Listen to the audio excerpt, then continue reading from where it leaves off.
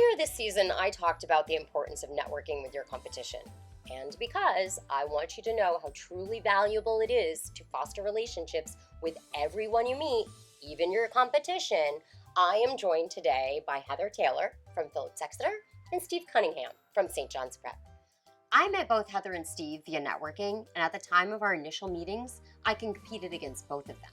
Well, fast forward a few years, and Heather and Steve are now both on the owner side at prestigious schools. I have asked them to be with me today to not only reinforce the fact that you need to think differently about building relationships, but to also offer us the owner's perspective of business development and how we can all be doing it better. Thank you so much, Heather and Steve, for being here. It means so much to me that you are going to take the time out of your day to share your thoughts and insights with us. Heather, tell me how your relationships have changed now that you're on the owner's side. Well, Julie, like you, I spent years building and nurturing a great network in the AEC and college and university planning market. I very much want to keep those relationships, and where I can help folks, I still absolutely will. Being an owner, I have access to peers across the country, and I am able to refer those in my network who I enjoy working with to even more potential clients in a broader geographic area. Steve, what was something that surprised you when you went to the owner's side? Something I didn't fully get before, Julie, is that clients actually do like to know what you're up to. I like to get periodic emails from architects, contractors, and consultants to keep me in the loop as to what they're working on. This also helps me to keep the firm's name fresh on my mind as I start thinking about future projects on campus and the planning process begins to evolve. I agree with that, Steve. I like to be up to date and know which firms are doing what work. I like to keep a pulse on the trends in any area that might relate to projects that we're going to have in our campus community. So if one of your recent projects is relevant, I want to hear about it. This is such great information because as BD people, sometimes we reach out and we don't know if the information that we send, that you read it or if that it's interesting to you. So it's great to know that you indeed want to hear those things and that it is interesting to you.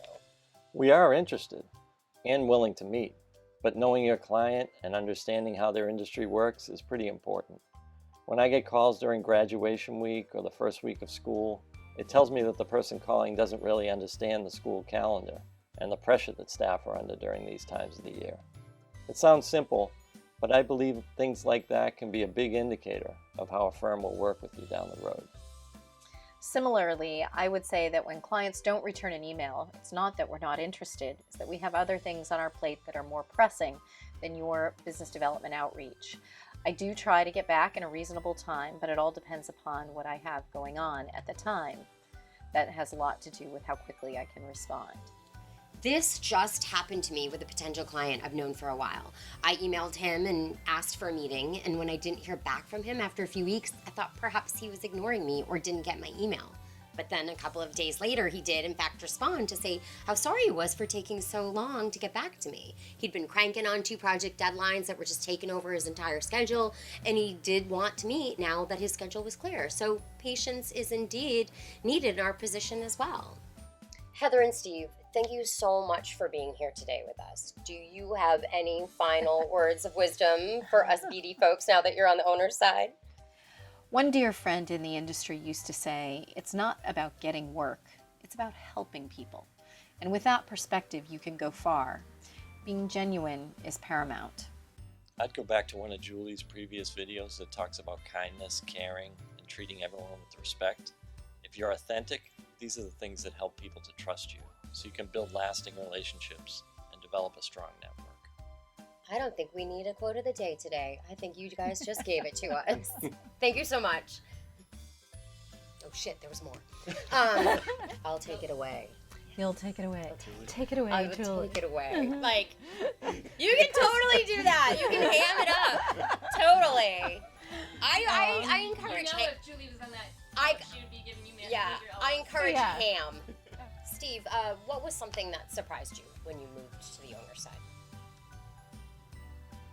Okay, try that again. Did that teleprompter surprise you? Came right out of nowhere, that teleprompter?